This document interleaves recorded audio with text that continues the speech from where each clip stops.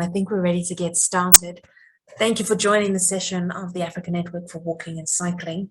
As you know, and as we've been saying throughout, this has been a fantastic moment to really highlight the needs of people that walk and cycle on the continent and to really emphasize the role of walking and cycling in the global agenda.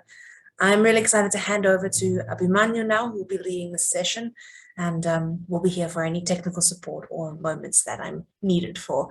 Abhimanyu, over to you. Thank you for organizing the session and contributing to the network. Thanks so much, Janine. Hi, everyone. My name is Abhimanyu Prakash. I'm a Senior Program Manager from NACTO's Global Designing Cities Initiative. I'm based here in India, and I will be joined by my colleague Solomon shortly, who is based in the UK currently. Today, we will be going over a series of presentations where we will be sharing with you some key strategies around designing streets for our most vulnerable road users. And these will all be principles and strategies borrowed from the Global Street Design Guide, which was launched by our team in 2016, which some of you might be aware of. The title today for this session has been shared, is Changing Streets to Change the World. And that is the motto with which our board chair, Jeanette Sadik Khan, has been inspiring all of us, as well as her own work for the last several years in the space of transportation and mobility. As we go ahead with these series of presentations, the first one is really about setting the stage. It is about setting the stage around why streets are important in our cities. What are the several different functions that they serve beyond just mobility? And then it dives a little bit into the role of street design towards making our streets safe, accessible, and equitable to all. And of course, the most vulnerable road users, pedestrians and cyclists, which we are all discussing as part of Africa Walking and Cycling Network. I would also request, Janine, if we can change the format of this over to from a webinar to a regular meeting style, because I know we've got a much shorter, smaller group with us today. So we'd be happy to keep this interactive and take any questions that might arrive. But for now, I'm going to begin with the first presentation for today, which will be from our director, Sky Duncan. Unfortunately, she's currently based in New Zealand, and because of the time difference, she could not join us. So she's very kindly recorded a session for us today. So I'm going to play that for all of you.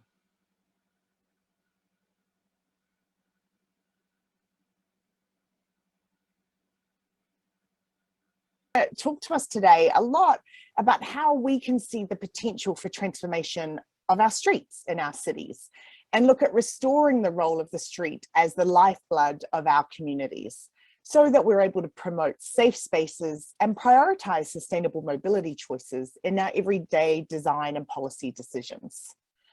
Now, streets are our largest network of continuous public space that we have in our cities.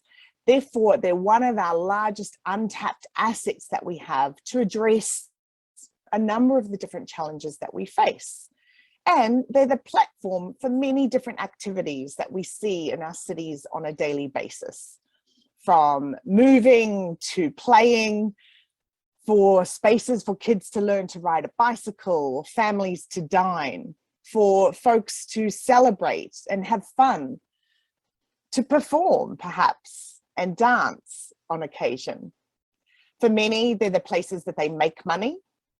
For others, they can be the place to spend money. They are the place where we can meet with old friends to spend time, or meet new people in our communities and build social connection. Our streets can offer the opportunity to enjoy some nature, to relax perhaps, and essentially they're the front doors to our homes and businesses. Yet in almost every corner of the world, we have this devastating approach that we have been taking for decades now, where we have given all of that space cars to fast moving vehicles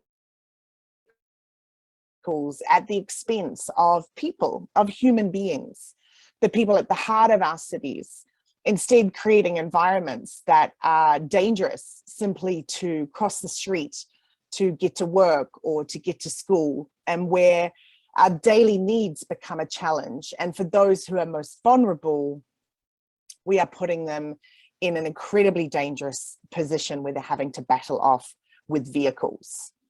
What we've done through how our streets are designed too often is said to our people that you don't matter as much as our vehicles. We've got to the point where we're killing people slowly. We have over 4 million people dying prematurely every year from air pollution. And I know this is a big challenge in Ethiopia. And a large cause of this is the vehicles on our streets. We now have evidence where we're seeing air pollutants found in mothers' placentas. Devastating to think that our youngest people in society are being affected by air pollution before they're even born. We're killing people slowly. Globally, we have almost 40 million people dying from chronic disease every year, a large cause of which is physical inactivity, because in many communities we've designed neighborhoods that are so reliant on the car that it's unsafe to walk or bike or move about by transit. And we're killing people quickly. What you will hear again and again, and a big focus of this training, is the fact that we're responding to 1.35 million traffic fatalities every single year on our streets. And the devastating consideration that this is a human life being lost every 23 seconds. That means that today alone, over 3,500 people are going to die on our streets. What breaks my heart every time is that it is also the #1 killer of our young people of ages 5 to 29. We know that how we design our streets is critical to allow people access to the city, to impact their overall livability and quality of life. How we design our streets impacts how we manage our water and our large environmental sustainability systems. But it impacts the health of our next generation. Whether we're making equitable investments and who those investments are serving is something for us to keep in mind. And how we design our streets is a matter of life and death. A lot of these numbers are incredibly scary, but the upside is that when we think about it, we actually know what to do. We've seen precedents for decades now, particularly programs like Vision Zero out of Sweden and Sustainable Safety Program out of the Netherlands, that state or are built off the premise that the loss of life is unacceptable and that the burden of safety needs to be on the system, not on the individual user. Essentially, we as humans make mistakes and we shouldn't die for those mistakes that we make. So what we've seen now is that the evidence shows if we take a comprehensive approach with innovative street designs to reduce speeds, couple that with strict enforcement against traffic violations, we work with our partners in policy to look at legislative ordinances that lower speed limits across the city and match this with increased public awareness campaigns, we know that we can have a set of impactful strategies to save lives on a daily basis. Now, we know that speed kills. We know that we really need to lower speeds, both through policy, legislation, and through design. If you imagine walking down the street or with a child in your family and you're walking down the street and you're hit by a vehicle at 30 kilometers an hour, you have a 90% chance of surviving that crash. You'll probably be pretty beat up, but you've got a good chance of being okay. Now, if that same vehicle is moving at 60 kilometers an hour, those numbers are now inverted. You now have only a 10% chance of survival and a 90% chance of never getting up from that crash. And it's not actually that surprising when we think about basic science, right? Our human bodies can only withstand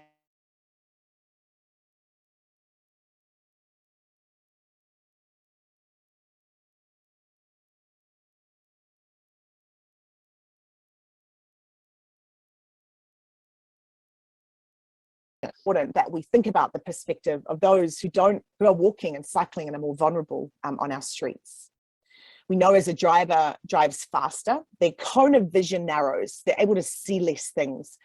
And it also means that their reaction time is longer. And that's a big part of the increased risk of impact at that speed. We know that speed turns crashes into fatalities. On a more positive note, it's exciting to see cities around the world, as well as the UN, make these commitments to lower speed limits in our cities, focusing on 30 kilometers an hour, from Paris to Valencia, to examples coming out of Latin America. And so one approach in Ethiopia, in your cities that you can take, is to think about a zone or a district approach where you can lower the speed limits in a particular area around that certain neighborhood. Similar examples that might go even lower than 30 kilometers an hour when we're getting closer to perhaps 20 or 10 kilometers an hour, when we really want streets that are putting people first. It also means we need to look at our corridors and intersections. We see examples out of Bogota in recent years that have lowered the speed limits on their corridors and seen an impressive saving of lives in that space. Examples in Fortaleza, where a combination of a speed reduction policy and design have together been able to demonstrate a reduction in crashes with injuries, and in particular with pedestrians. Now, of course, what's important to think about is that our built environment tells us, of course, these that set the speed limits. The way our street is designed tells us or invites us to behave in a certain way. So if we look at this street and we think, what speed would you drive at? What feels comfortable? 60, 80, 100 kilometers an hour? A street like this is inviting the driver to use it like a racing track, right? It's wide, it's fast. You can go as fast as you want in a space like this. That's what the street design tells us. Now, of course, it's important to look at lower speed limits. We can add in the policy and the signs. We can add in increased enforcement with speed cameras and so forth, which is a wonderful support. But until we actually redesign that street and narrow it down and add other elements, it's hard to send a really strong signal to behave differently on that street. So what we want to do is make it uncomfortable to speed and send a different message about default behavior. Our built environment, as I mentioned, tells us how to behave. So when we get bad designs, we know they can self-enforce unsafe behaviors. Yet on the flip side, when we get good designs, it'll self-enforce safe behaviors. One of the second things, once we've addressed speed, is that we really need to look at how we can prioritize sustainable mobility choices. On one hand, we need to stop prioritizing and subsidizing individual motorized vehicles. And on the other side, we really have to look at options of how we can make sustainable transportation safe and convenient and affordable and comfortable. This means we have to make it easier for people not to drive. It doesn't mean being anti-car, it does mean being pro-mobility choices. What we've seen, unfortunately, is this kind of self-fulfilling prophecy where what we thought was the right thing to do when we had congestion was to add more lanes and make wider streets. But unfortunately, what we now know is that that only leads to more cars and more congestion, ultimately making our streets wider to cross and less humane and much more dangerous. There's a famous quote from Lewis Mumford, the urbanist, who says, adding highway lanes to deal with traffic congestion is like loosening your belt to cure obesity. It doesn't get to the root cause of the issue. It's only a momentary relief of the challenge at hand. We know that sustainable transportation options are safer. When we look here at the number of daily vehicle miles traveled, this example from the United States, and traffic fatalities, essentially, When we have more cars on the road and more car-orientated states, more people are dying. Similarly, we've seen with investments in examples out of Mexico with dedicated transit facilities, we see an overall reduction in monthly crashes, as we see here, after a BRT corridor has been implemented. And we also know that when we build more cycle lanes, we not only get more cyclists using that mode, but we get reduced crashes and fatalities. It makes it safer for everybody using the street, both in examples in North American context and in examples coming out of Europe, and in this case, Copenhagen. We also know sustainable transportation options are much more efficient. If we take 3 meters of space, if you think of a typical street in your city in Ethiopia, and you think about how many people you can move in that space, we see very quickly that our giving that space to sustainable modes of transport is by far the most efficient way to move people when we have limited space available. Another way to think about it is looking at the same street design, redesigned, drawing those lines in a different place, and seeing that almost overnight, we could move like 2.5 times as many people in the same space. So it's time that we need to solve a different problem. We need to shift away from moving cars to a goal of moving people. And this requires a very different set of solutions than what we have been using in the past decades. And of course, the engineers in your city, the planners, the designers, the policymakers will all be playing a critical role in making this happen. So that is some of the kind of driving background that we take at GDCI to drive our work. But very briefly, let me tell you about who we are and what we do. We were created, GDCI, or the Global Designing Cities Initiative, was launched in 2014 as a program of NACTO. And we are taking a lot of the lessons learned from the North American context to look at an international, how we can benefit international cities as well. And one of our first big projects was to produce a global street design guide, which is free and available for download.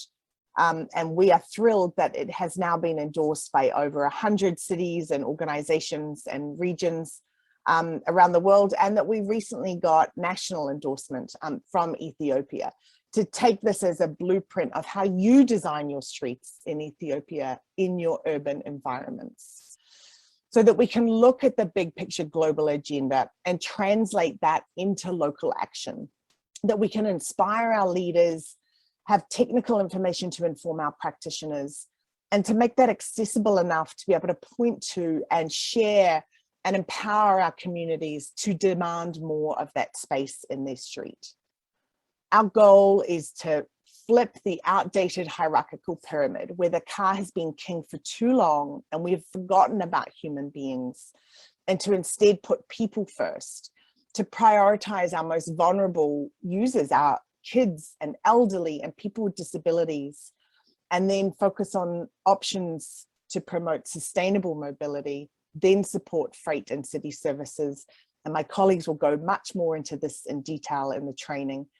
And then when we have space, give it to the private automobiles, because we know that's our least efficient use of that space. We encourage practitioners like yourselves to ask what's possible of the space in your streets, like putting on a pair of glasses, to ask, how can that space be different? Sure, we want to get our new street designs right, but how can we rethink the spaces in our streets that we've already got, that are already built, so that they can support more functions, environmental, mobility, air quality, but also support more people in how they want to move about in the communities in your cities in Ethiopia? How can we make sure that place and people are at the heart of our inputs of street design decisions and policies, and that we can demand a desired outcome of improved health and safety, of improved livability and quality of life, of access to multiple modes of transport for everybody, to think about how we're positively impacting environmental and economic sustainability, and of course, to make sure we are doing this in a fair and equitable way. You will hear in the coming modules, and when you look at the guide, a number of ways that all of these things that we're talking about can come together in different types of streets, from pedestrian only and neighborhood streets to giant grand corridors that might exist in your city. We've recently, other resources that will be helpful for you. Last year, we launched Designing Streets for Kids, that encourages cities to not only think about streets as the space for improved and independent mobility, but also as places to pause and sit and play. That it can be about safety and accessibility at a fundamental level, but also support health and comfort and inspiration and education. You'll see later next year, we'll be able to also share with you another guide that will be coming out called Designing for Safe Speeds, looking at how we can help you apply traffic calming strategies and reduced speed management strategies in different contexts. And so keep an eye out for that coming as well. And you'll hear a little bit about this in the upcoming guide, in the upcoming training, I'm sorry. So we know what's possible. We've seen cities in recent years like Helsinki and Oslo cut pedestrian deaths to zero. Phenomenal results from the types of comprehensive strategies that they are taking. So we know that zero is possible. We were thrilled to be part of the Global Ministerial of Road Safety in Stockholm last year, committing to and supporting this approach for safer speeds. And very keen and excited to see the UN standing behind this with the 30-kilometer speed limit. And also the bigger picture goal of cutting traffic fatalities by 50% by the year 2030. We have come a long way, but we still have a very long way ahead of us. And it really is your bold visions and your technical support and your advocacy and your local action that is going to help get us there.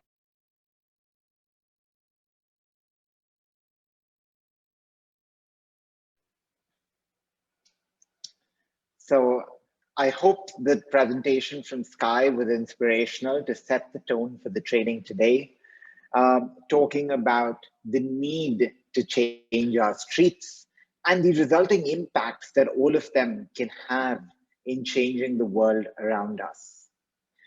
We know many of you on the workshop today are already working with different parts of Africa or already involved with city governments.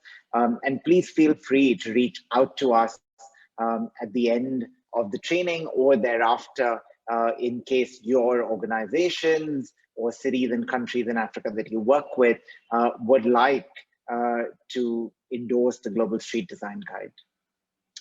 I'm going to jump right into the next presentation to share a little bit more about the technical material from the Global Street Design Guide, as well as some big picture concepts on designing for place and people.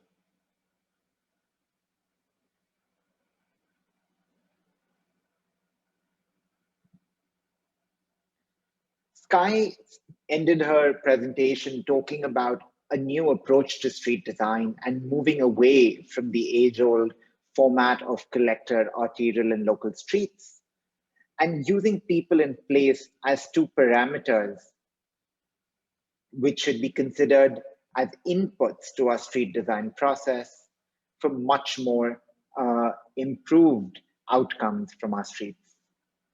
I'm going to first start talking about what do we mean by designing for place. It's pretty simple, but we often tend to ignore it in many parts of the world. It is to take into account the built environment, the natural conditions around us, the social and cultural environment of each and every city, country, or region that we design streets in, and most importantly, the economic environment.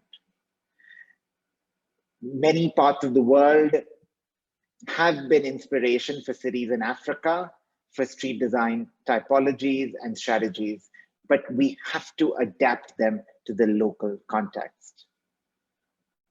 And there are lots of different factors which go into informing our contexts. Large-scale considerations like demographics, the local density, the history and culture, what are some of the road safety statistics or other natural disasters that might be commonplace in those areas.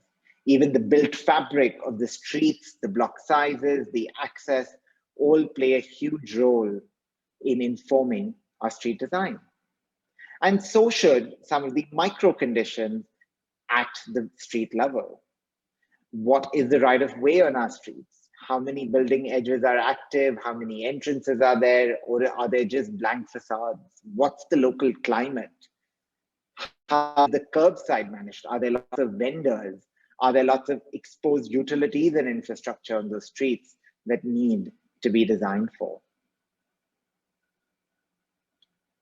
And very often we go with the flow that, okay, we've got a 30-meter street and it runs across the city and we're just going to design one cross section and it's going to continue all across the city. But that is not the way we should be doing it, because as the context of the place changes, so should the street. Here is an example showing how the same 32-meter right-of-way of a street, when it's a neighborhood main street in one part of the city, it's much more equitable distribution between public transit, cycling, and promoting and prioritizing pedestrian activity. But the same street, as it starts moving towards the central business district, into denser neighborhoods, there's much more dedicated space given to transit to carry more people. And finally, the same street, when it reaches the CBD, might actually eliminate cars from the equation and become a pedestrian, transit, and cycling only street. So we need to be aware that context changes, and so should our streets. When talking about the second parameter, which is designing for people, we need to first identify who all the road users are. It's not just the able-bodied pedestrian, but also the elderly and the kids, as well as people on wheelchairs. It's our cyclists, who also come in different shapes and sizes and move at different speeds. Transit riders are people who are also pedestrians at some part of their journey, but at the same time, their space requirements for transit vehicles may be very different. And we know that Africa has a huge variety when it comes to transit, formal and informal both. Of course, our motorists are four-wheelers, but at the same time, the rising number of two-wheelers all across the African continent. And very often, we don't really design for our freight and service operators who are very critical to the running of our cities, like our ambulances, fire engines, garbage trucks, and others. And lastly, people doing business. A very, very debated group of street users. We constantly keep hearing discussions about eliminating them from streets because they're encroaching about it, but maybe we should just design with them as part of the equation from the first place. This being part of the Walking and Cycling Africa Forum, I'm going to focus a lot more on these two vulnerable road users and start with pedestrians who come at different shapes and sizes, as I mentioned earlier. But one dimension that we have considered as critical when designing streets and typologies in the Global Street Design Guide is the person in the wheelchair, and used as 1.8 meters as a basic dimension for sidewalks and other pedestrian infrastructure across the guide. We also need to understand that even pedestrians move at different speeds, and so we have to design accordingly. And the guide goes into a huge series of elements that all go into making a successful, continuous, and comfortable pedestrian experience in our cities. Starting with sidewalks, the most important is the clear path, which can go all the way from 1.8 meters at minimum up to 4.5 meters, and that depends upon the context. But it's important to also note frontage zones or street furniture zones, which might vary depending upon the context. The Global Street Design Guide, which just going ahead, I might refer to, often as GSTG as an acronym, shows a series of different configurations of what sidewalks could look like in different contexts, going all the way from 3 meters as the narrowest sidewalks in residential areas to 8 to 10 meter sidewalks in large commercial spaces. And something that makes these sidewalks complete are the accessibility ramps to make sure that our pedestrian spaces are equitable to all our city citizens. Because these are real images from many cities all around the world, global, south and north, showing how people in wheelchairs or families with kids in strollers are struggling and risking their lives every single day. We can build the most amazing sidewalks, but if they're not connected with pedestrian crossings, then the entire infrastructure fails. And so we recommend in urban areas, safe, accessible, and at-grade crossings should be provided every 80 to 100 meters and on all legs of the intersection. We've seen many a times cities investing in foot-over bridges, but it takes up a lot more space, it costs a lot more money, and rarely in urban settings do people even use it. And the reason for that is pretty simple. When you take a look at a pedestrian bridge like this, it takes someone 4 minutes or more to cross. And for our elderly or people with families, it can take up to 13 minutes because of the distance to cross it. When an at-grade crossing could just be taking someone 30 seconds to cross. So we need to ask ourselves, how long would we wait before we cross the street? And surveys around the world have shown that if it takes more than 3 minutes for a person to cross, they may just decide to run across the street. And that's where they risk their lives of being hit by vehicles. So in urban contexts, we need to keep the crossings very, very frequent. And something that assists in making these crossings successful are pedestrian signals, which also need to be designed not just for the able-bodied human being, but for a different set of pedestrians who move at different speeds. We need to give them more time to cross, and we need to reduce their crossing distances. And that can be done through elements like pedestrian refuge islands. So whenever people have to cross 3 lanes or more, we recommend installing pedestrian refuge islands, which can be not just at intersections, but also at mid-block crossings. And we recommend median tips to protect them from fast-moving vehicles. The dimension here, once again, is the 1.8 meters that we keep repeating. But of course, ideally, it should go up to 2.4 meters wherever possible. Another tool to help reduce crossing distances are curb extensions, which also improves visibility between motorists and pedestrians. They can be in different configurations like bulb outs, tightened corner alignments, or can be created by removing slip lanes. My colleague will be sharing much more on this, but I'm going to jump to the next road user, being the cyclists. Cyclists also move at different speeds, and we need to design our cycle facilities not for the professional cyclists or the daredevils on our streets, but for these people.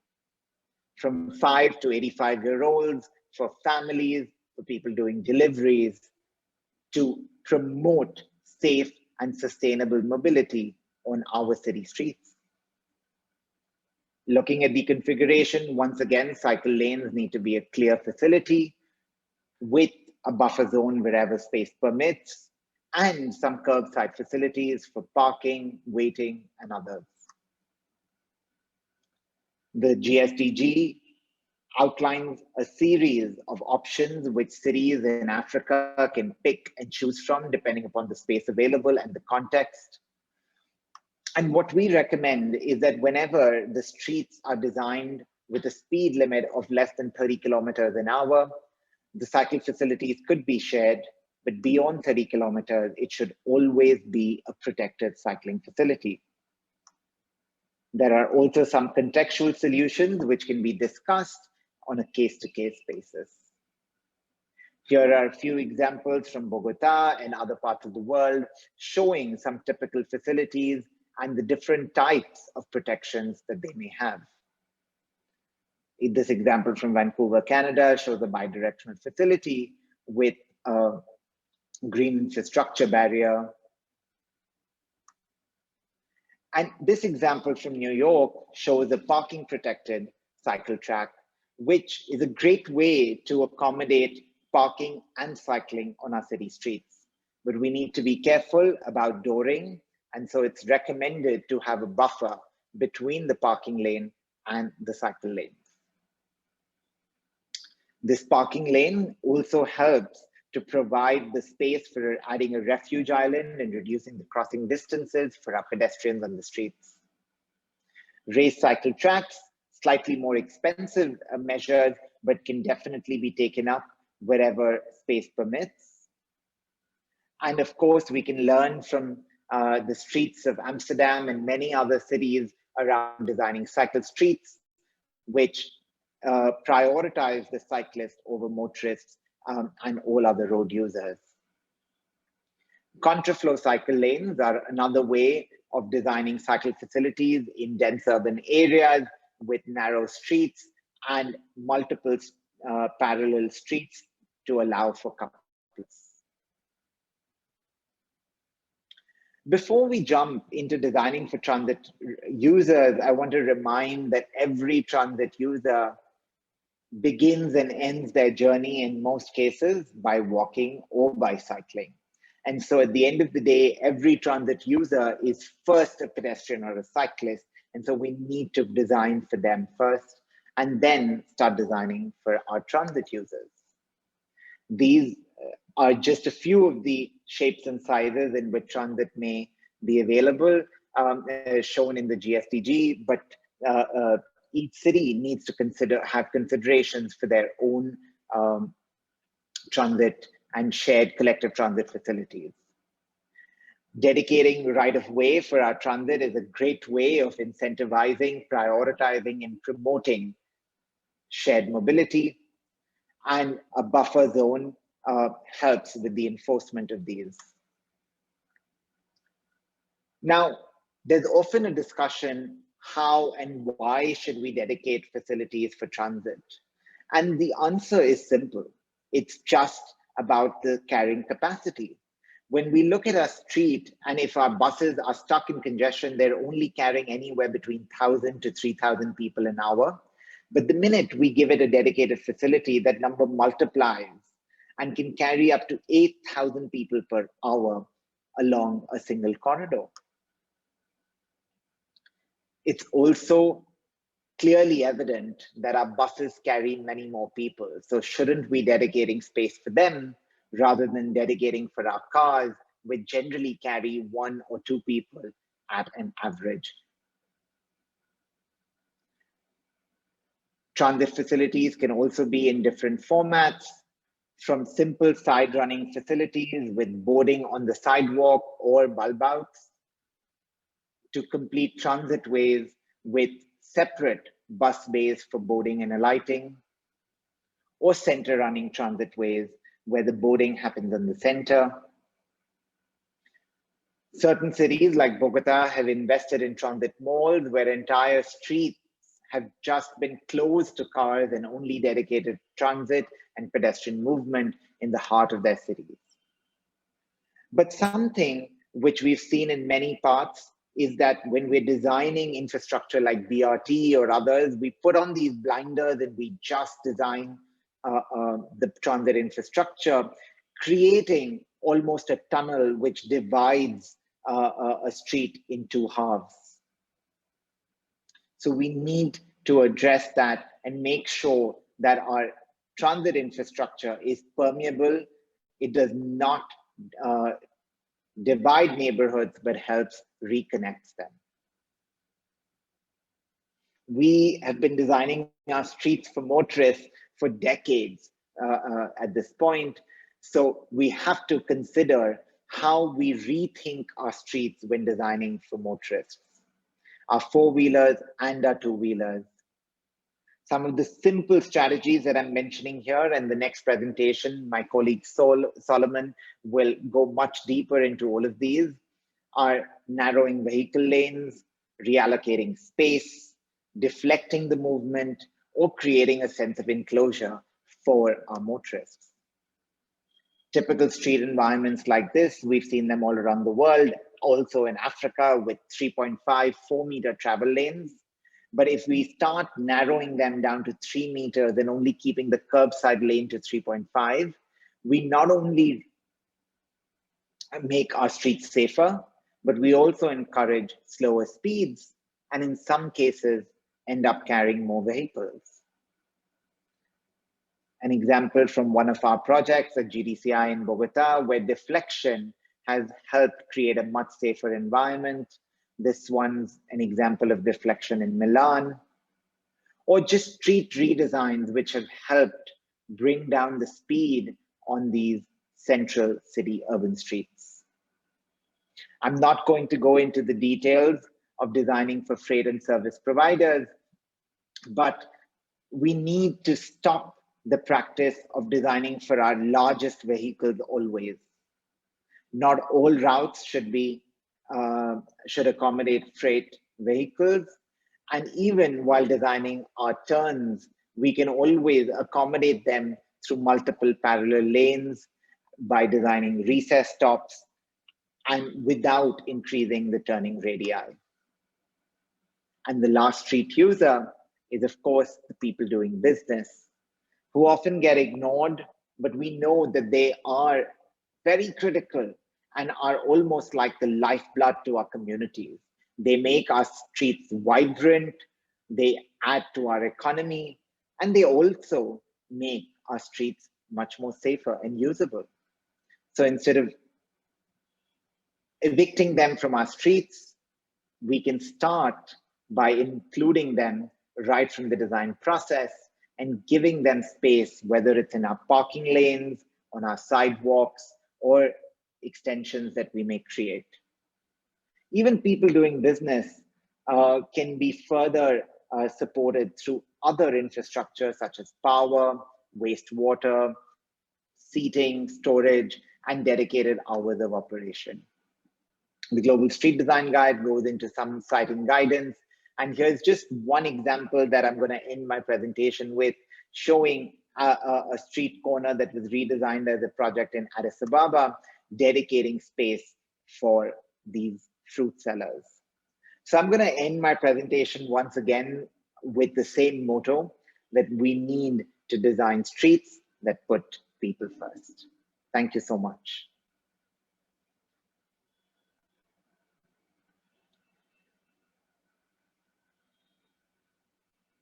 I can see that we've got a few comments and questions in the chat box. I will start to respond to some of them meanwhile in the chat.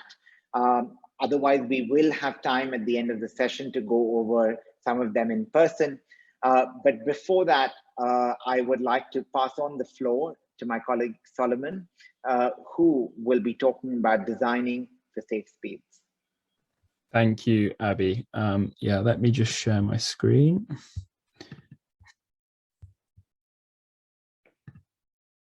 Right, can you see that? Yes, thanks. Cool, great. So thank you, Abby, for the presentation and the introduction. And yeah, it's a great honor to be here speaking to you all. And as Abby said, I'm going to be going slightly more into safe speeds and how we've been designing for safe speeds, and how we, in our work at GDCI, have been trying to apply that in the African context more specifically. So just to highlight some statistics initially that I'm sure many of you are familiar with, but Africa as a continent experiences the highest number of road traffic deaths per 100,000. these accidents also disproportionately affect vulnerable road users, so pedestrians, people using motorbikes, cyclists, and other forms of transportation. And this is the pattern globally, but it's also definitely the pattern in Africa. And the reason that is the case is that, or one of the biggest causes of that disproportionate impact on vulnerable users is speed. Speed is probably the biggest risk factor, and the classic statistic is that if you're hit by a car at 50k, you're 8 times more likely to die than someone hit by a car at 30, which really reinforces the need to reduce speed in any way we can. This graphic also illustrates the severity that speed can have. If you're hit at 60, it's like falling from a 5-story building, whereas hit at 30, it's a much less severe impact. And so when we're thinking about managing speed, there's a number of different sort of buckets that we can look at, from design, implementing speed limits, enforcement, messaging, and technological advances in vehicles. And all of these strands are important, but what we're going to focus on today is design, because that's mainly what our organization specializes in. So why is design, or the design of streets, important in terms of speed management? So firstly, design can be self-enforcing. It doesn't require someone to stand there with a speed radar. It doesn't require change in behavior necessarily, or education. It can basically make speeding physically impossible, or at least extremely unlikely. So this is an example of a project we worked on in Bogota, a large roundabout that basically allowed cars to pretty much drive through completely straight, and we're seeing really high speeds there. But by redesigning the geometry of the roundabout to force vehicles to make sharper turns, and by narrowing the lanes, this basically forces vehicles to drive slower. So that doesn't require any enforcement or anything. It literally makes it impossible to drive at a high speed. And what we see in this project is a 46% reduction in speed. The design, when we're driving, we also take a lot of cues from our environment. So we determine the speed we think we should be driving at based on the design cues. So what is our environment telling us about how we should be driving? And so here we have a 30km/h speed limit on a street in Boston, United States. And here we have a street in the Netherlands, in Groningen, with a 30km/h, so the same speed limit. But these two environments are telling us very different things about the way we should be driving. The example in Boston is very wide. The surface of the road is asphalt, something we associate with highways. Everything about this is telling us that it's okay to drive faster than 30km/h. Whereas the example in the Netherlands, much narrower. There's foliage that extends into the street. The road is a lot narrower, and the surface material tells us that this is not somewhere that high speeds are appropriate. So it's in these ways and others that design is really essential when we're thinking about speed. So we kind of conceptualize speed, the designing for speed, as sort of like in a semi-historical way. So originally, a lot of streets are still designed this with a passive approach, where you're basically trying to sort of account for driver error. And what this results in is very wide travel lanes. It results in very wide turning radius. It results in keeping what we call a clear area, or a clear zone next to the street, so you can't have trees adjacent to travel lanes because someone might hit them in their car. And this kind of basically highway design has been, or was, and it still is, implemented in cities. And the effect is very high speeds. We then have a reactive approach to speed management. And this usually happens once you have that highway design, and then you think, okay, actually, this is quite dangerous. People are driving too fast. So things like speed bumps tend to get installed in this kind of situation. And although this is an improvement, it doesn't take a comprehensive sort of approach to speed management. It may slow cars down in that one particular location, but it doesn't really change the function of the street, and it's not entirely a sustainable way of slowing speeds across a large area.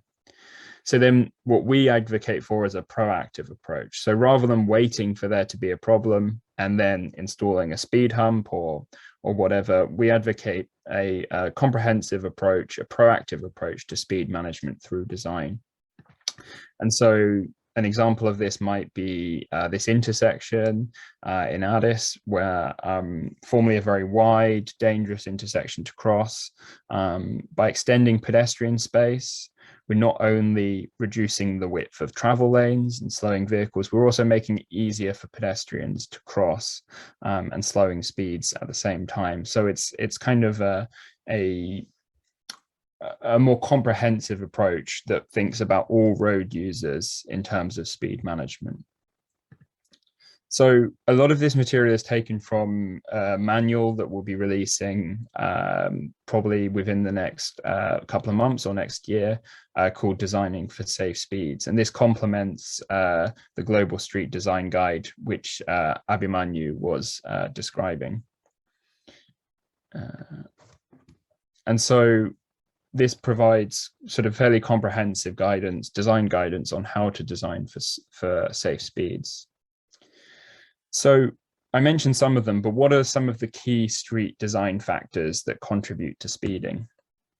So firstly, what lane width is probably the most important thing whenever you're thinking about redesigning a street for slower speeds to fix. Lane widths are directly correlated with speed. So this study from 2015 showed that lanes over 3.4 meters are associated with 33% higher impact speeds. Another thing is having multiple travel lanes and a wide road bed. This encourages speeding. And there's a direct correlation that studies show between the number of lanes, the overall width, and the speed that people drive at. So one of the first things we need to do is just narrow everything down. Another key element, and this is particularly crucial at intersections where a lot of crashes happen, is turning radius. High turning radius or a wide turning radius allows vehicles to turn at a high speed. And so again, this is another crucial design factor that can lead to high speed vehicle and thus collisions or serious collisions. Again, this is borne out in the data. Again, a direct correlation: the higher the radius, the higher the speed people will go. Another slightly less intuitive sort of thing is about what we call uninterrupted segments. So this is the distance between intersections, crosswalks, that kind of thing. So when you have a long distance between intersections, this allows people to build up speed to a greater extent. And so denser street networks where you have intersections more commonly, so like a more dense grid, results in lower speeds and lower incidence of crashes. So these are some of the key things, design issues that we need to be addressing when we're thinking about speed. And so what are some of the strategies that can support safer speeds? So through design, we're trying to make speeding unlikely, uncomfortable, and if possible, physically impossible. In our forthcoming design guide for safe speeds, we suggest a number of strategies, both for streets and intersections, as well as some larger network strategies that look at not just the street in its micro form, but also the macro network and how you can manage your network to reduce speed. I'm just going to go through a couple of these strategies today, but we'll be happy to talk more about them in more detail, and obviously the guidance will be released for free at some point soon. So as I mentioned, narrow travel lanes absolutely associated with higher vehicle speeds.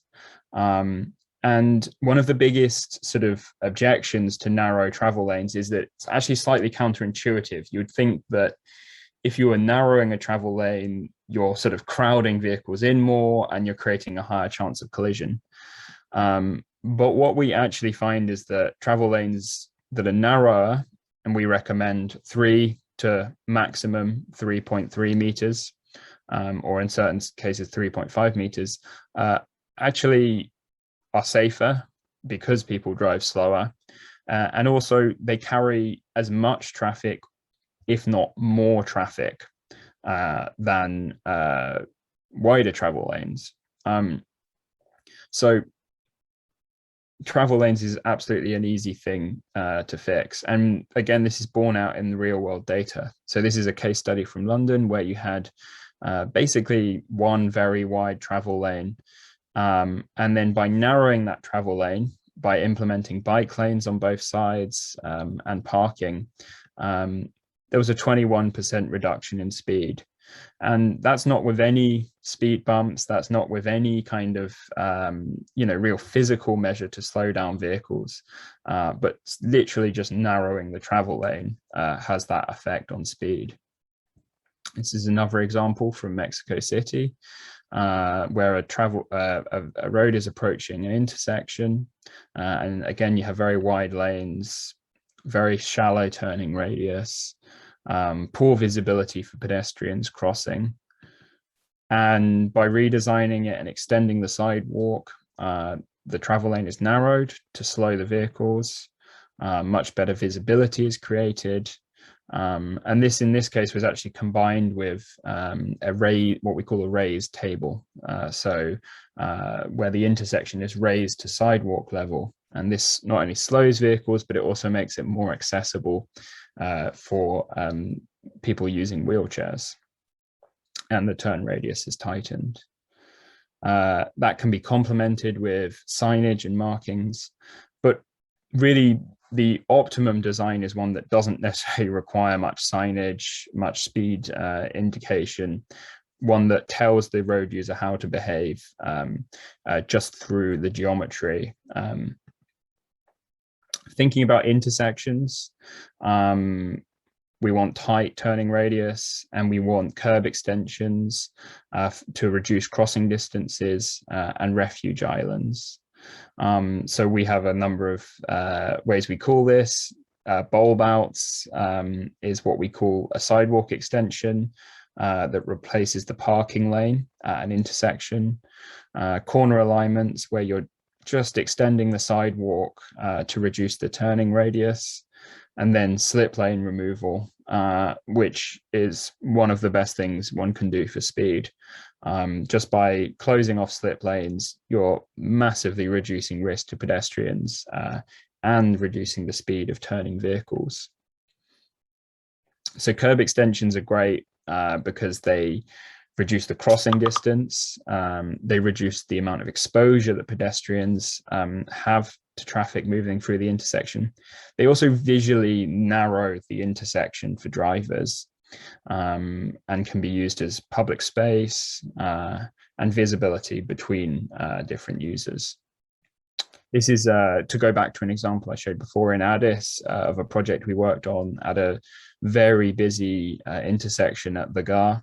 So this was the existing condition where we saw very wide turning radius, really long crossing distances for pedestrians, and basically, you know, an environment that encourages cars to drive at high speeds. And so this was the pop-up or the interim intervention where the geometry was realigned. So the median was extended, travel lanes were narrowed, and the crosswalk was aligned with the desire line of pedestrians, which in this case was along this street here. So it was quite simple geometrical changes, but really improved both the safety of pedestrians and slowed vehicles. So that's taking, you know, these concepts from the manual and then applying them in the real world context. And this just sort of illustrates pedestrians were crossing 50 meters before unprotected if they wanted to follow the desire line. Now that was reduced to 9 meters and 6 meters. And again, the radius was massively reduced. And people feel this in terms of their perceived safety. So 71% felt safer after the implementation. We also saw sort of big reductions in turn speed. You can see for cars reduced by around 10 kilometers an hour. And so that's, you know, a third of the speed, and that could make all the difference if there was a collision. And then this eventually went to full capital construction, where it was implemented with curbstones and pavers. So cementing that change and demonstrating that these principles work. Another example in Mumbai in India, again, a large dangerous intersection, long crossing distances, large turning radii. And by extending the sidewalks and reclaiming space, crossing distances were shortened and reduced turning radii, which helped to slow vehicles. Next strategy I want to talk about is reallocating space. So reallocating space is taking space away from cars, and this can lead to narrower travel lanes, but what it also does is it helps bring other users to the street. And what we see when a street has more pedestrians and more cyclists is that motorists moderate their speed more. It's not just, you know, it's not just the physical narrowing of the street, but it's also the knowledge that there are vulnerable road users there, and the visibility of these users that helps to moderate speeds. So this is New York, sort of fairly common to see protected bike lanes there now. And in this case, this reduced speeding by 29%. But this can also, and we've applied these sort of strategies of bike lanes in the African context as well. This is Addis again, where we implemented in partnership with the government there, a 1.2 kilometer cycling corridor. So this was what it was like to cycle on the Lebu Jemu corridor before, and this was the experience afterwards. So more cyclists, narrower vehicle lanes results in slower speeds. So we're not only providing infrastructure for sustainable modes, it's also helping to moderate the speed of vehicles. And it's a virtuous cycle, because once people drive slower, it becomes safer to walk, it becomes safer to cycle. And so the more we can slow speeds, the more we can encourage sustainable modes. And this was actually a fairly minimal change to the street section. Before, cyclists had 0% of the road space, and afterwards they had 8%. But in terms of the overall feel of the street and the quality for different users, it's a big change. And it allows, you know, users like this to have access where they never would before. Another strategy I want to talk about is deflecting movement. So this is about making it difficult or impossible to speed. And so if we think about a street segment, a car builds up speed over time. So the longer a car can accelerate for, it tends to be the higher speed we see. So by breaking that segment with something like a speed bump or a raised crosswalk or a chicane, we can interrupt these opportunities to speed and make it difficult or impossible to speed. So this is an example from Europe, where you have 160-meter long street. And if this was sort of just on its own, cars would likely build up a fair amount of speed on there. But because it's broken into smaller sections, smaller segments of 40 meters each, with a small speed hump at each section, it makes it much more difficult for a car to build up a high speed, or at least it forces a car to slow down every 40 meters. There are different ways in which we can break segments. So it could be with a pinch point and a crosswalk. It could be with a chicane. It could even be with a roundabout. So here we're applying the theory from the guide to reality in Bogota. So taking just an uncontrolled segment and creating this deflection, this horizontal deflection that forces a car to turn and slows it down. And from this example, we saw, again, decreases of, 20% in speed before the implementation and afterwards. So design really here with no enforcement, nothing else really, is moderating the speed of vehicles. Another example in Sao Paulo of a roundabout being implemented, whereas before cars could just speed through the intersection without slowing down. Creating a roundabout forces them to turn and slow down as they pass through the intersection. And this in turn, again, makes it safer for pedestrians to cross because of the reduced speed of vehicles.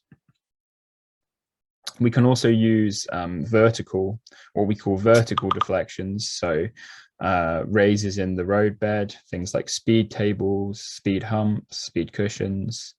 And these can be really useful as well in some contexts where, it can definitely work to help reduce speeds. Particularly, so you have speed humps traditionally like this that are fine and will reduce speed, but they don't really provide that many co-benefits for pedestrians. So oftentimes a better solution is something like this, what we call a raised table, that not only creates a vertical deflection and it forces cars to slow, but it also provides a level crossing point for pedestrians. So how do we bring these different design strategies together? We think about it in two ways. We think of slow zones and slow corridors, and zones tend to be, more residential areas, and corridors tend to be larger arterials. And so we can bring these different design strategies together on these two typologies to address speed in a comprehensive way. So we'll look at two, for the corridors and zones, we'll just look at very quickly at two projects that we at GDCI have worked on or supported in Addis recently. So the first is a corridor, Churchill Avenue in Addis. This is the existing condition. Or the before condition. So a fairly standard arterial street, 3 lanes in each direction plus parking, variable sidewalk conditions, and suffered from high speeds due to wide travel lanes, lack of sidewalks that were accessible. And the redesign really sought to address some of these issues. So travel lanes were narrowed significantly, which helps with speed. Wide accessible sidewalks were provided. Green planted strips were also created, which has a dual benefit of buffering pedestrians from vehicle traffic, but also having elements right next to the street helps create a sense of enclosure for drivers. And so these are quite young trees, I think, at the moment, but as they grow up, they'll begin to overhang the street more. They'll begin to give a sense of friction that this is not necessarily somewhere to be driving very fast. Dedicated bus lanes were also implemented, which not only helps with transit priority, but as you can see, it really narrows down the lanes and increases the efficiency of transit. This also incorporated intersection improvements. So this roundabout was improved with much better sidewalks, planted strips.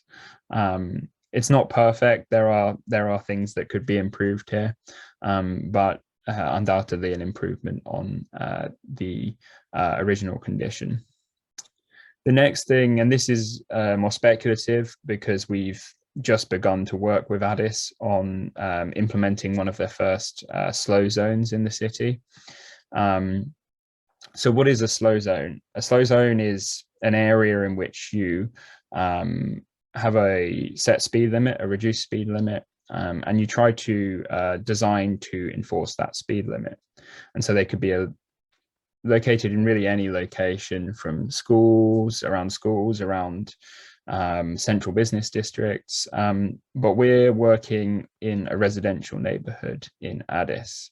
So there's really two components. You set a lower speed limit, and then you design the zone to meet that slow speed limit. So we've been working with the team there on a neighborhood called Summit Condominium on the periphery of the city. And the slow zone that's proposed is in this pink area here. And so this is a plan of the area that will become the slow zone. And the data we have on the zone at the moment suggests cars are in general averaging around 50k an hour, reaching a maximum of high 60s, early 70s. That's despite the existing speed limit being 30 kilometers an hour. So when you see the streets, it makes sense. Like it's not difficult to understand why people are exceeding the speed limit so greatly, because the streets in this neighborhood are designed to highway standards. Basically, they're wide. They have 3 lanes in each direction. There's no traffic calming at all. So it's no wonder that speed limits are so high, or existing speeds are so high. So yeah, as I said, the design of the street really encourages high speeds in this area at the moment. Pedestrian facilities are also limited, although not too bad throughout the zone.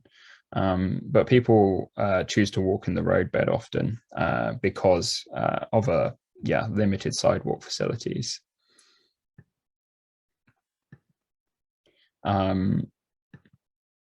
There's also a great lack of safe crossings. The crossings are sometimes half a kilometer apart, which means that people end up crossing mid-block, which is fine, but it would be good to provide at least some safe pedestrian crossings. And the crossing distances are often long, which increases exposure, especially when traffic is quite a lot above the speed limit.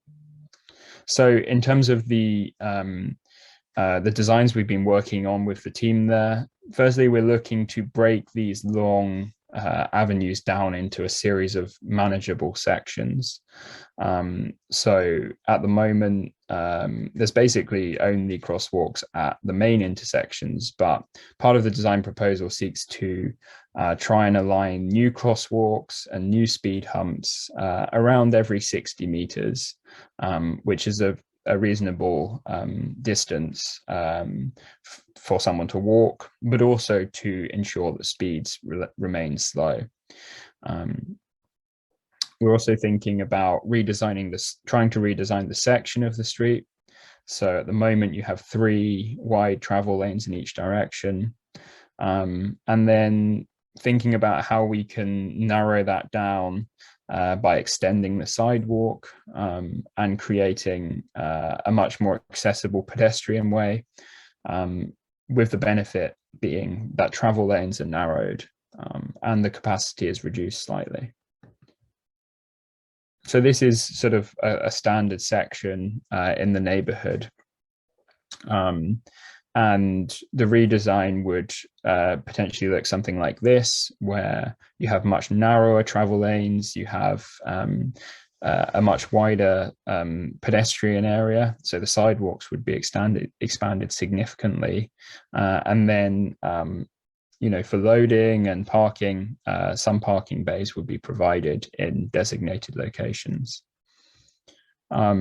And here from the plan view, you can see that the designs we're working on seek to align crosswalks, as I said, every 60 meters that align with existing side roads. So these side roads tend to be where people are trying to cross because it's where they're leaving their flat and then they're entering the street and they want to cross. So it makes sense to provide safer crossing facilities at these alignments and then combining that with speed humps to slow vehicles as they approach.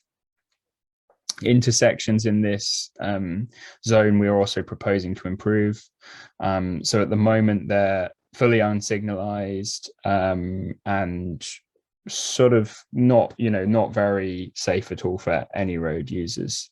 So this is a sort of like an X intersection which creates really wide turning radius and a lot of excess asphalt.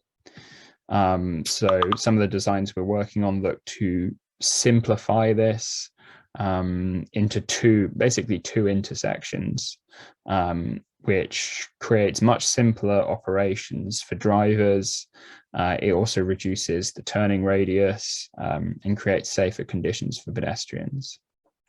So that's a project we're working on at the moment, and we're hoping to implement with the team in Addis at some point in the coming months. But just to recap, because I know I've gone through a lot of information very quickly, and very happy to talk about some of this in more detail. With street design, we can make speeding not only uncomfortable, but we can also create a self-enforcing environment. And so that's it from me. Thank you very much for having me. It's been a pleasure to talk to you, and I'll hand it back to Abby. Thanks so much, Saul. I know this has been a lot of information for all of you to take in over these last three presentations. I'm going to present the last slide deck, which is going to be a short and simple deck running you through just a few street and intersection typologies where a lot of these principles that we've shared all come together, and a little bit of the holistic approach that we take in our work at GDCI.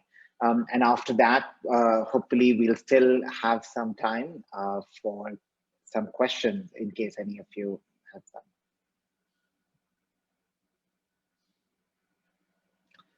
So we heard about a lot of different elements for different road users, for designing for safe speeds. And the Global Street Design Guide starts to apply several of these onto street transformation. A lot of these streets have been derived from real world examples around the world and are all based on these 6 basic simple strategies, which I want to keep reiterating. The first being ensuring universal accessibility for people of all ages and abilities on our streets, designing for safer speeds, much like what Saul spoke about over his presentation. Reminding ourselves about what Sky said, that most of our cities are already built. And so instead of just greenfield projects, we need to reconfigure the space within our cities and put people on top. And while putting people on top, let us not just design our streets for mobility, but to accommodate a set of diverse users like play, economy, group activities, and others. And of course, developing context-driven solutions. And before I jump into the examples, just want to reiterate the most important strategy, which is to act now, to start somewhere. We often think street transformation projects to be these long things which take a very, very arduous process, but they can actually change, and we should start now. Shifting away from the arterial collector and local street typologies, in the Global Street Design Guide, we have these 5 big categories, and then further broken down into 22 different street typologies for cities to look at and pick streets and examples that they can identify with. I'm going to start by talking about this neighborhood main street, which is a pretty typical example with chaos, narrow sidewalks encroached upon with a lot of different users, transit, unboarding passengers in the middle of the street, unregulated parking, but a huge demand for cross movement by all road users. And with simple strategies like widening the sidewalk, which accommodates more users. So if you remember the first presentation that I shared, we spoke about a clear path, a frontage zone, and a curbside zone to accommodate more users. Adding in a parking protected bike lane, which allows for parking to happen on these streets, but at the same time, the same space is also used for transit bulbs. And refuge islands, which helps shorten the crossing distance for our most vulnerable road users. And in neighborhood main streets, we also recommend adding mid-block crossings wherever possible. So crossings don't have to be just at 80 to 100 meters, but can also be more frequent if there are lots of destinations on either side of the street. And this can be determined based on the pedestrian desire lines. So combination of these can help transform our neighborhood streets into much more livable and equitable spaces for the community members. Some of our cities also have these large grand streets cutting right across the city, which might have been highways at one point of time, but today are very much part of our dense urban fabric with a need for a lot of through movement as well as local movement. And this can be done by applying simple philosophies of separating through movement with local movement, adding dedicated transit lanes. When you have the space, it does not need to only be a single BRT or a transit lane, but maybe 2, which allows for much more faster boarding, movement, and throughput. 2-way bike lanes, depending upon the width of the street. And of course, pedestrian infrastructure, which includes wider sidewalks, multiple refuge islands wherever possible, and adding mid-block at-grade crossings for people to access transit stations. We've been seeing all around the world people building pedestrian bridges to access these stops, but they are best when accessible at grade. And this example was actually derived from the case study in Buenos Aires in Argentina, where they actually had a 24-lane street running through their center. And they dedicated so much space towards transit and are further pushing the envelope by now starting to invest in bike lanes on the side streets. The data from this transformation showed a 98% reduction in crashes and a 63% improvement in bus travel times. And very importantly, all of this also resulted in lower carbon emissions on the street. We've been building highways, bridges, and flyovers in our cities as measures of success, but many cities are actually tearing them down. They're removing their elevated structures to make their streets and their cities much more livable. as well as equitable for all road users. Because just like Sky spoke about in her presentation, by adding more lanes of traffic, we're not solving the problem of congestion. We're only addressing it temporarily.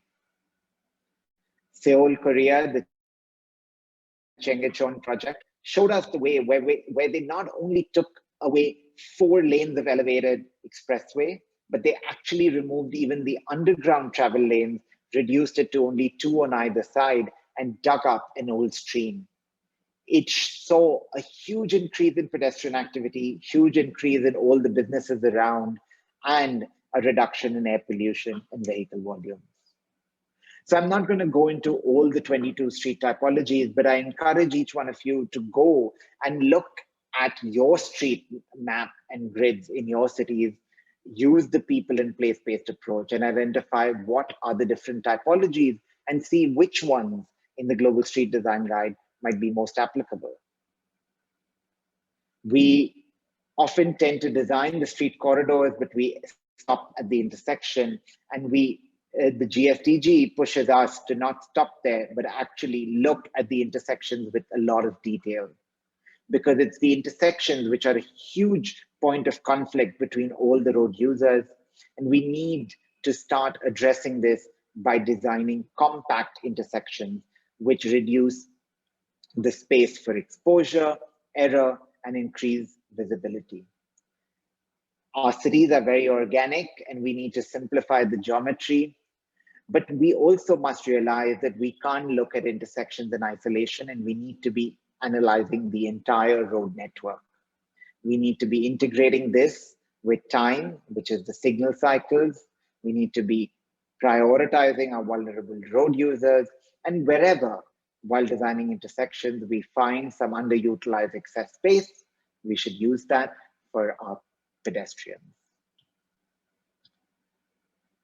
Just similar to streets, I'm going to go over some examples to show how some chaotic intersections like this with larger turning radii, which allow for speeding and are a very common condition in our cities, incomplete crosswalk markings, and a very common challenge of parked cars at the intersection, which reduces visibility and increases risk for our pedestrians and motorists. Some key strategies to apply for these intersections would be tightening the corner radii, which not just reduces speed, but also increases visibility. It shortens the crossing distances along with refuge islands. And these curve extensions can also be used for additional space for bike racks, bus stops, and other curbside users. For more complicated intersections where we might have slip lanes which are extremely wide, we have the opportunity to transform them into protected intersections by removing the slip lanes and creating dedicated bike infrastructure. We should start by making the intersection compact, as I mentioned earlier, adding refuge islands, sidewalk extensions, and reducing the distance for crossing, and adding touch turns or the 2-stage turns for the cyclist, which improves the visibility for drivers. I was speaking earlier in the presentation about how BRT systems have been built around the world with blinders dividing neighborhoods. And we can increase permeability by opening these up and designing our transit facilities with at-grade crossings and much more accessible systems. For our streets meeting at odd angles, leaving behind space that might be used for parking, we need to simplify the geometry by making sure that our intersections align as close to 90 degrees as possible for safe movement, slow movement, and greater visibility. And all the excess space can be used for generating public areas. A great example of this is, of course, Times Square in New York City, which was led by our chair, Janet Khan, which saw an increase in pedestrian volume, a reduction in crashes, and above all, a huge increase in the commercial sales around this area. The Global Street Design Guide goes into several other case studies, which I recommend all of you to go into. But I would also like to stop here and start talking about metrics, one of the last topics that I will touch on today, because as Michael Bloomberg says, if you can't measure it, you can't manage it. And so it's very key that we start to measure our street projects. It's important to understand what we're measuring, that we're not just measuring the physical and operational changes, such as the length of sidewalks, the cycle facilities that we've added, but also the actual changes in use and activity that have happened. Do the users prefer it? Have the vehicular speeds gone down? Is there a mode shift that we're seeing in certain parts of our city? And of course, we need to measure the long-term resulting impacts, which around air quality, around the carbon emissions, and the road safety numbers. And this is only possible when we rejig the parameters of who we measure. We've been measuring these on our city streets. The cars, the vehicle counts, the levels of service, the mode share, the average speeds, whether people are using seat belts, are they drink driving, are they using helmets? But we've forgotten to measure the people. Most of the African cities still have a huge number, a majority of pedestrians, cyclists, or transit riders, very, very few motorists. So we need to consider them when measuring our streets. We need to broaden what we measure and make our statistics much more inclusive, quantitative, and qualitative. And the GSDG has a few guidelines on understanding what to measure, when, how, and where. We also have a few data collection forms that we would be happy to share. And we have been using a lot of these in the interim interventions that we do in our city streets. Most of these have been very simple tactical urbanism projects, but have been led by a huge group of stakeholders in the cities we work with. And the reason we work on these is because they help us measure change, build support, and they allow for immediate action. This has all been based on the inspirational stories from New York City, where Janette Sadiq Khan and her team showed that transformations can be possible at a fraction of the overall capital investment towards infrastructure. Cities like Buenos Aires, Sao Paulo, and many others have been running ahead with this.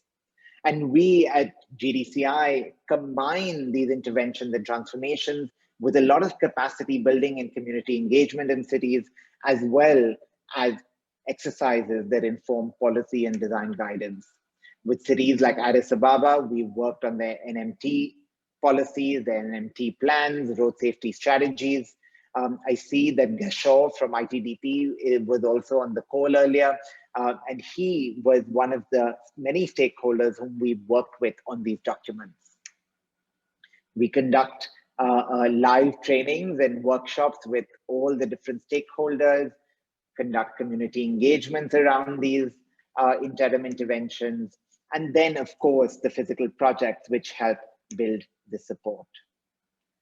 Just to show you a few examples, this one's from Getulio Vargas, where the transformation just done over 8 hours overnight, and the people surveys shows that the people felt safer.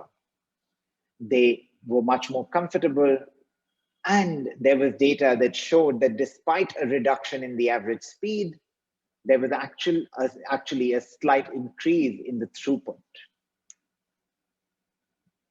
This example of Fortaleza also shows how this neighborhood main street was given back to the people through paint, plants, and some delineators. And we collected quantitative and qualitative surveys and community engagement sessions, which showed that people wanted it. And it was a group of 200 signatures from the community residents, which has now helped in making this project permanent. So with this image of showing how we can make our streets and cities much more livable accessible and lively for our children, for our future generations, as well as those using it today. With the GFDG, we hope to provide all of you with some tools to reimagine, reinvent, and redesign your streets to become safer and sustainable. Thank you so much.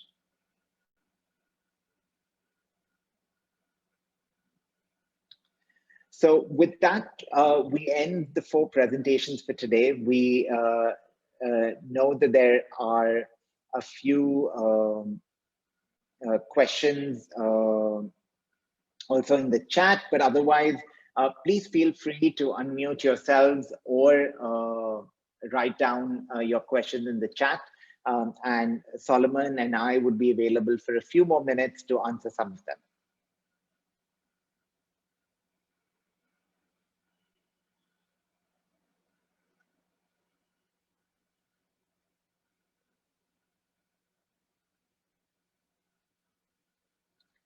Amanda, please.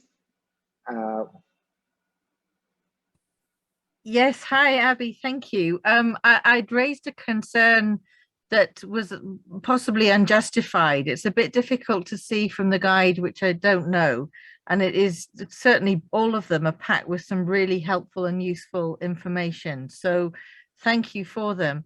I was just a little bit concerned because sometimes the pedestrian crossings look like they're narrower than the marked zebra crossing part on the road, which causes a trip hazard for people who are blind.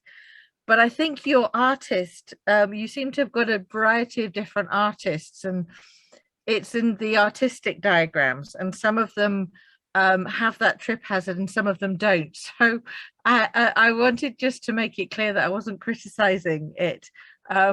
I was just worried because we're trying to get cities to conform with the national guidelines, which require that the crossing on the ground is the same width as the crossing the sidewalk. Largely it's because if it does get busy, people don't know where to stand and they can trip or fall on the bit that's dangerous, and it has a trip hazard, and we don't want that happening as they're crossing the road. But I think actually it's just your artist from what I can see, since I made the comment. So I just wanted to make that clear. Thanks. Thanks so much, Amanda. And it's an extremely valuable comment, and we completely understand. No worries at all on that. We're glad you were paying so much careful attention to all the graphics to identify that for us. It was definitely a huge task for over several months when the guide was developed, and with multiple hands, some of the graphics do need refinement. We're waiting for the time when we have a little bit of room to create a version 2 of the Global Street Design Guide, but your concerns are definitely valid, and we're happy to discuss with you separately around how this might apply to some of the cities or countries that you work with.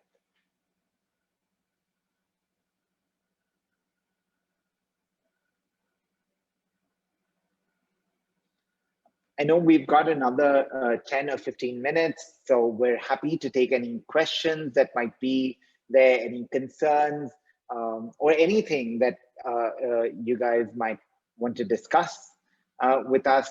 Otherwise, of course, we can always end the session slightly earlier. So Solomon and I will stay online for another few minutes and wait to see if any of you have any questions. But otherwise, in case some of you want to drop off, please feel free to do so. Thank you so much for attending today's session. We were very pleased to have this audience to share the Global Street Design Guide as well as our work at GDCI with. Thanks, Janine, for hosting and organizing the session. And we hope this fit in well with the other sessions and workshops as part of the Africa Forum. Yes, Janine, I can see your hand up, please. Yeah, sure, of course. I just want to say I have one problem with your presentation, and that's that you were so comprehensive. There are no questions to be asked. Thank you so much. That was really an excellent beginning to start movement through all work that you've been doing and all of the important design elements that make cities safe and easy to move through. I really enjoyed both of your presentations and the video presentation in the beginning. Thank you so much for your time on that. If you like, you can stay for the remainder of the questions that might come up, but I don't think that many people will have, because truly it was incredibly comprehensive. Thank you for that. Also happy to stay as the session is open, but formally I'll say thank you for your contributions to the network and to the meetings today. It's been absolutely brilliant to have this presentation and have you as part of this first ever annual forum. Thank you. Thanks, Janine.